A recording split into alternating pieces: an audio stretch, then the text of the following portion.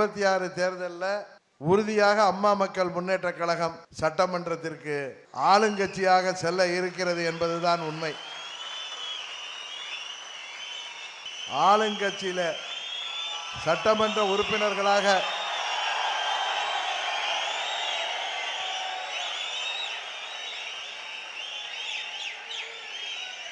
கூட்டணி ஆட்சியிலே இடம்பெற போகிறவர்கள் மேடையில் மாத்திரமல்ல, இங்கே கீழேயும் அமர்ந்திருக்கிறீர்கள்.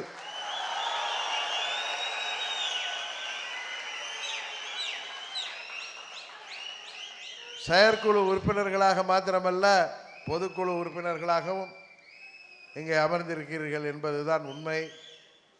21 தேர்தலிலே போட்டியிட்டவர்கள் மேலேயும் அமர்ந்திருக்கிறார்கள், இங்கே கீழேயும் அமர்ந்திருக்கிறார்கள்.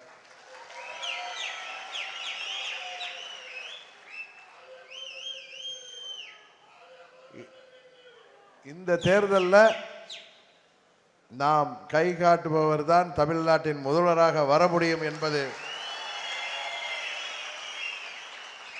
இயற்கை எழுதியிருக்கின்ற தீர்ப்பு. அதற்காக யாரிடமும் நாம் சமரசம் செய்து கொள்ளவில்லை. எந்த ஒரு சமரசமும் உங்கள் பொதுச் செயலாளர் செய்து கொள்ள மாட்டான் என்பது உங்களுக்கு தெரியும். ஏனென்றால் இந்த இயக்கம் யாருடைய பெயரிலே இயங்கிக் கொண்டிருக்கின்றது? ஒரு இரும்பு பெண்மணி, யாரிடமும் எதற்காகவும் சமரசம் செய்து கொள்ளாமல் வாழ்ந்து சென்ற இதே செய்வோம் அம்மா அவர்களின் அருகிலே இருந்து அவரை பார்க்கின்ற வாய்ப்பை பெற்றவன் நான்.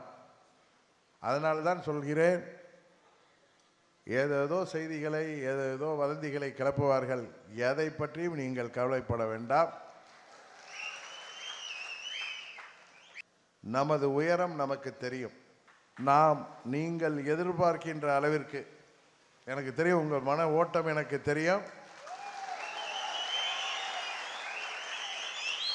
கூட்டணியில சீட்டுகளை பெற்று உறுதியாக அதில் 80% மேல் வெற்றி பெற்று சட்டமன்றத்திற்கு தமிழ்நாட்டு மக்கள் நம்மை அனுப்ப இருக்கிறார்கள்.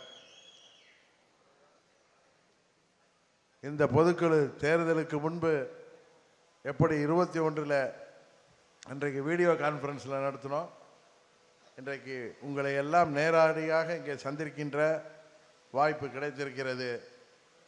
தேர்தலுக்கு தயாராகுங்கள். ஏற்கனவே தயாராகி விட்டீர்கள் என்பது எனக்கு தெரியும்.